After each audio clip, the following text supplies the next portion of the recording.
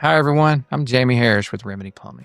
If your toilet's backed up, maybe your kid flushed a toy or something fell in, before you spend $200 or $300 calling a plumber, I'm going to show you exactly how to fix it yourself with a simple toilet auger from the hardware store. First, you want to grab a real toilet auger, not one of those little sink snakes, and make sure it has the rubber sleeve on the bottom so it protects the bowl of the toilet. Now the first thing we're going to do is lay down a towel, put on some gloves, and lower the auger head down into the drain. Now you're going to start cranking slowly. If you feel resistance, that's your blockage. Don't force it, just work it gently until you feel it push through or you hook the object. Once it moves freely, pull it out, give it a flush.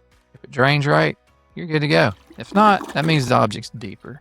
And at that point, it's worth calling a pro. Most plumbers charge around $200 or $300 for this. But if this works for you, you just saved a chunk of change. For more tips like this, subscribe to Remedy Plumbing on YouTube and visit callremedyplumbing.com. And remember, Dr. Remedy makes house calls.